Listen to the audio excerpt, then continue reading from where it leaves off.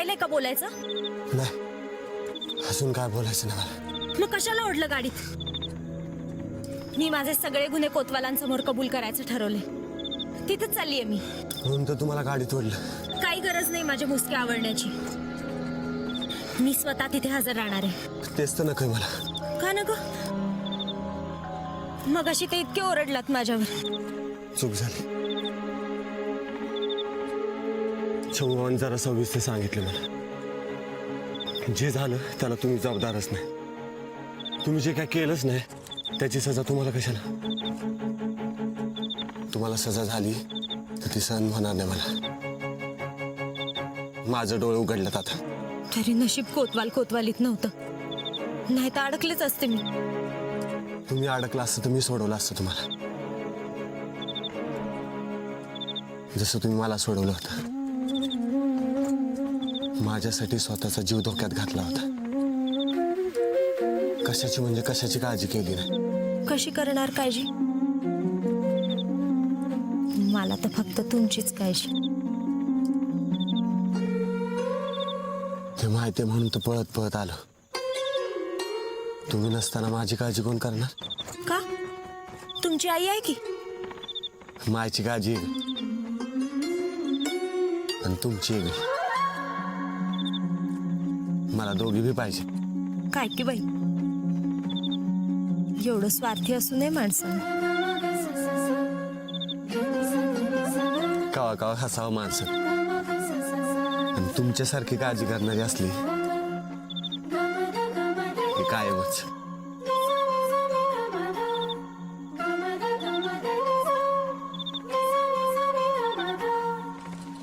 मिटलं का भांडण?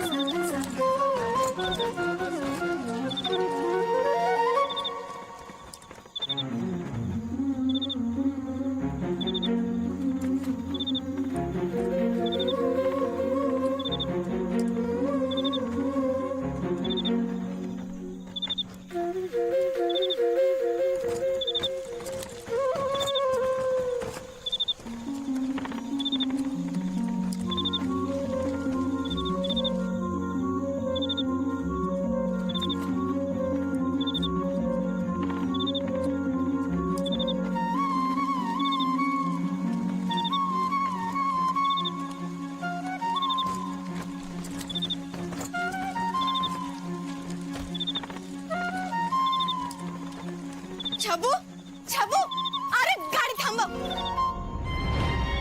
अरे तू बैलगाडी काय हाकायला लागलास? हिरा कुठे आहे? तू जवा तवा मला पाण्यात बघत असतीस. बावनखणीतनं उद्या हाकलून काढलं, काहीतरी काम जमावं म्हणून बैलगाडी शिकतोय. तू बोल, हिरा कुठे आहे ते सांग आधी. लय महत्वाचं आहे. तुला कशाला पाहिजे हिरा? कुठं सापडणं झाली आहे? सांग ना हिरा कुठे आहे? अगं मग मला सांग की. अरे सांग ना हिरा कुठे आहे? मला मावळती झाली की जंगलातल्या पडत्या वाढायचं जवळ येत जाईल. तुम्हाला भेट घ्यायची झाली तर तिथे येत जा, पण जरा जपून. तुम्ही पण जपून राहा. सगळीकडे शोध सुरू आहे तुमचा. घुंगरांचा आवाज.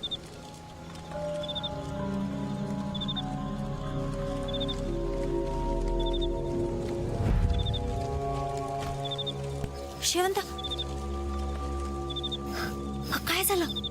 तू लवकर चल.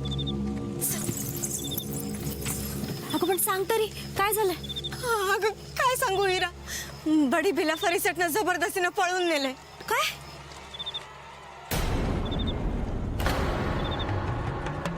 आणि का? तू आधी इथनं चल. चल बरं.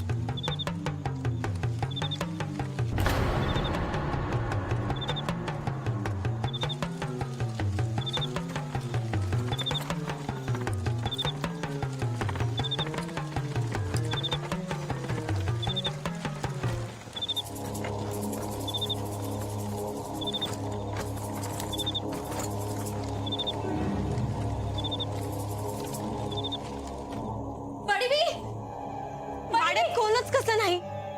इकडेच घेऊन आलेत ना ते? हा, हवेलीत नाही तो असंच सांगितलं होतं. पडवी, हरीसेठ, पडवी, पडवी, पडवी.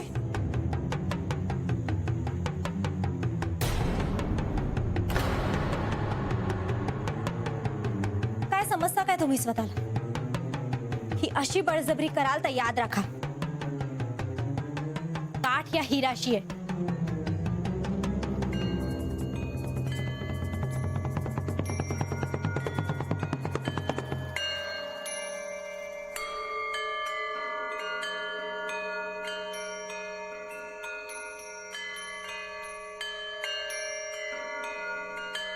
बड़ी भी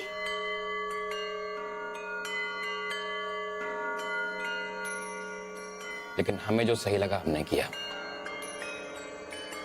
हमने सबसे मशहूर हकीम जी को बुलवाया, लेकिन उन्होंने 52 खनी जाने से इनकार कर दिया. इसलिए हम चंद्राबाई को हमारे यहाँ ले आए. बस आपको इत्तला करने का वक्त नहीं मिल पाया.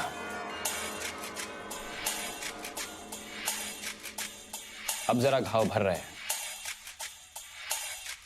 ऊपर वाले की मेहरबानी से इलाज काम कर रहा है.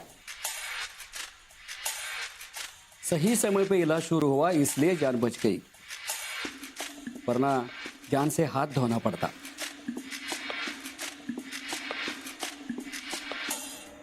या हकीमजी 52 खणीत येणार नाहीत. मला वाटतं काही दिवस इथेच राहून इलाज करावा.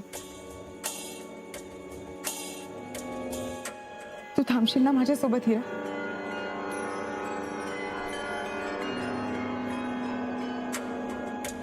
हकीम जी के अपने उसूल हैं, उन पर कोई जोर जबरदस्ती तो कर नहीं सकते, ना ही आप पर कर सकते हैं.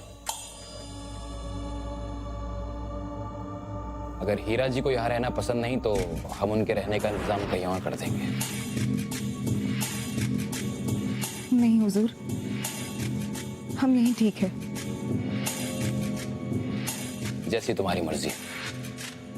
जब तक तुम बिल्कुल ठीक नहीं हो जाती तब तक इस घर को अपना ही समझो चंद्राबाई. शुक्रिया.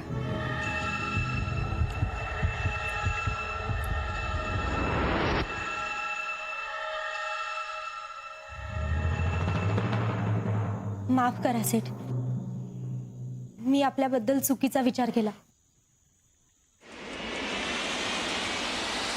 मला वाटलं तुम्ही जोर जबरदस्तीने बडी बिला. हीरा जी, अब इतना भी कायर मत समझिए हमको. किसी पर जोर जबरदस्ती करें, अब इतनी हिम्मत नहीं दी ऊपर वाले ने हमें. दिया है तो सिर्फ प्यार मोहब्बत.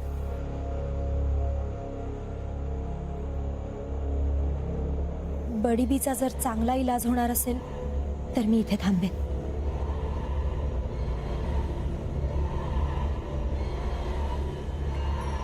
आपने हम पर इतना भरोसा दिखाया, उसके लिए बहुत बहुत शुक्रिया.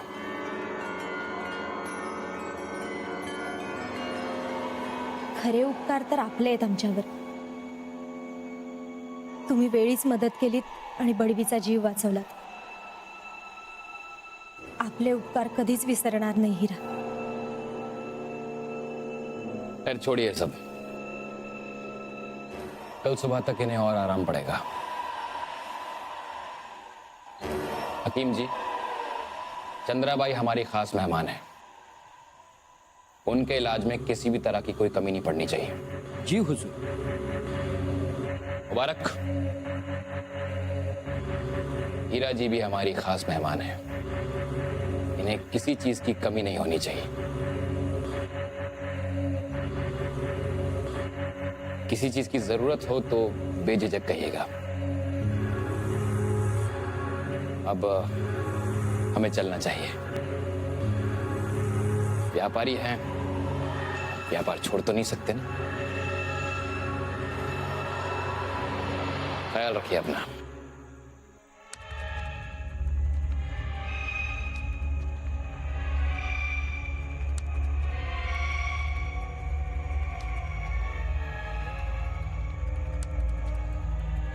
बडीबी, तुझा हात बरा होताना पाहून माझ्या जीवात जीवाला बघ.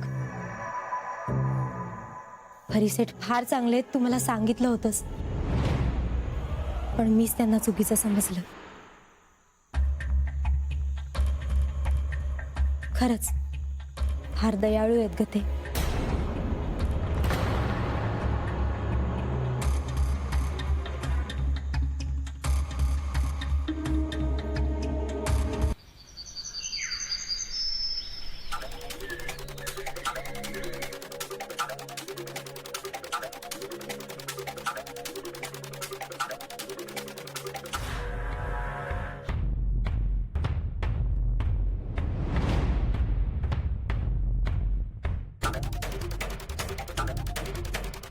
अब कैसी है चंद्राबाई की तबीयत? काल रात्री शांत झोप लागली तिला. आता लवकरच बरी होईल असं वाटतंय. जी बिल्कुल बिल्कुल बिल्कुल. हमारे जो हकीम जी हैं उनका बोलबाला तो पूरे उत्तर हिंदुस्तान में है, इसलिए तो हमने उन्हें बुलाया है. शुक्रिया. हीरा जी, इस तरह के अल्फाज इस्तेमाल करके आप हमें शर्मिंदा मत कीजिए. हमने तो वही किया जो हमें करना चाहिए था. आपकी खुशी हमारी खुशी.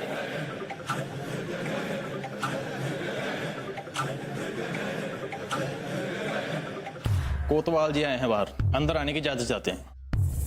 इजाजत है. लीजिए. अब कोतवाल जी को आने के लिए इजाजत की जरूरत पड़ रही है. अरे आप आ गए, बस स्वागत है आपका. जी फरमाइए, क्या खिदमत कर सकते हैं आपकी? हिरा, काल रात्री तू कोतवालीत आली होतीस असं कळलं. काय झालंय? आम्ही सकाळी बावनखणीत गेलो तेव्हा तुम्ही सगळे इकडे आलात असं कळलं. बावनखणीतून आता इथे राहायला आलात का? जनाब जनाब जनाब, आपने तो आते ही कोतवाली शुरू कर दिया. कोतवाल जी, ये आपकी कोतवाली नहीं, फरी की हवेली है. और यहाँ सिर्फ प्यार मोहब्बत की बातें होती हैं. प्यार मोहब्बत तर बावनखणीतही भरपूर होत असते. असं असूनही स्वराज्याचा गनीम लोहा इथे सापडला.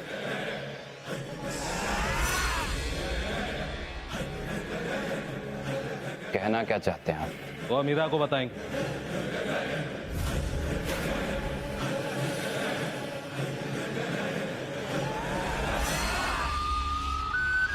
मीरा, आता आम्ही तुझ्याकडे आलोय तो बाजीचा मोठा भाऊ म्हणून. तू आमच्यापाशी निर्धास्त होऊन बोलू शकतो. सांग, कशाला आली होतीस कोतवालीत? हिरा, बाजी जे काही वागतोय, जे काही करतोय तो शुद्ध विचार आहे. तू समजाव त्याला. कुठे बाजी? माहित नाही. हिरा, खोटं बोलू नकोस.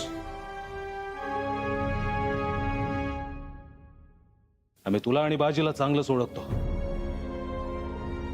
तुझी आणि त्याची भेट झाली असणार आहे खचितच.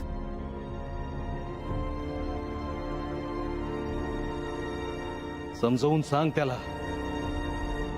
आम्ही काय बोलतोय कळतंय का तुला? कोतवाल जी, गुस्ताखी माफ हो, लेकिन आप हमारे मेहमान से इस तरह ऊंची आवाज में बात ना करें तो बेहतर होगा.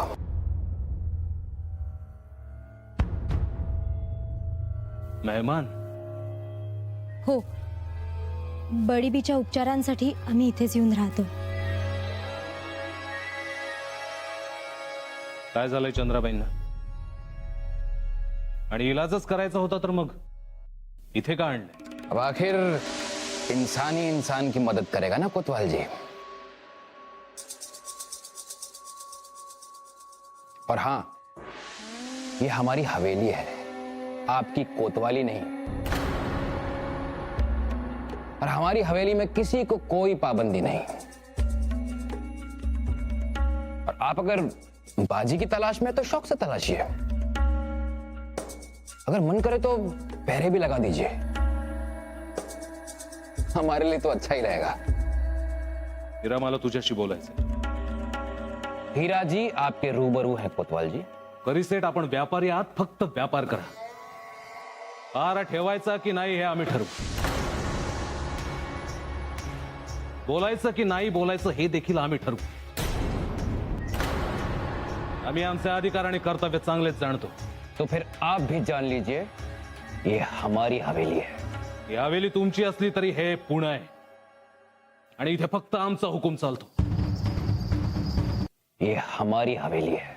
ही हवेली तुमची असली तरी हे पुणे आहे आणि इथे फक्त आमचा हुकूम चालतो. हम जब चाहे जहां चाहे तहकीकात कर सकते हैं. बेहतर होगा आप अपने दायरे में रहिए. मला बोलायचंय कोतवालांची.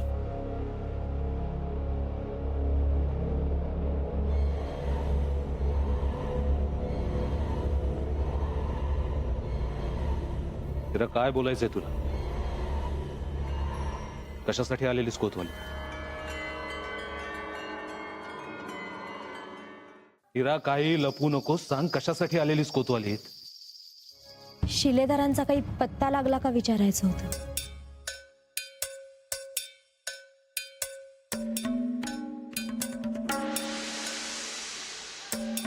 राजी दादाजींच्या अंत्यसंस्काराला आला होता. आम्ही आमने सामने होतो. दादाजींना कोतवालीच्या शिपायांनी मारला असं बाजीचं म्हणणं आहे.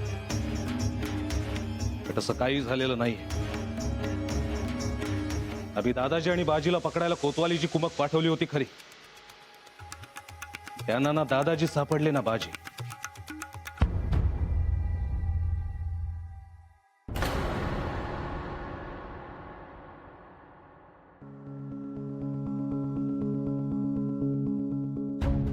मग दादाजींना कोणी मारलं? प्रश्न आम्हालाही सतावतोय. कोणी मारलं असेल दादाजींना? दादाजींच्या प्रेतावरती आम्हाला काही खुणा आढळल्या होत्या.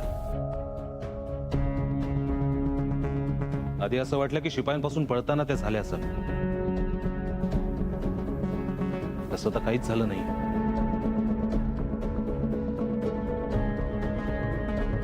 बाजीचं म्हणणं आहे दादाजी जीव देणाऱ्यातले नाही. आमचा पूर्ण विश्वास आहे त्याच्या.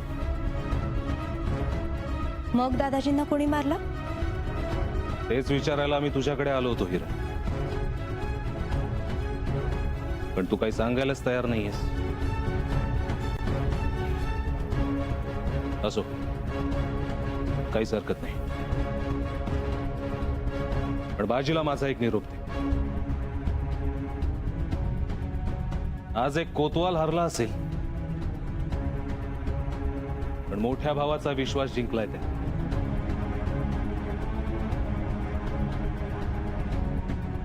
बाजी जे काही करेल ते योग्यच करेल. आम्ही सदैव त्याच्या पाठीशी आहोत.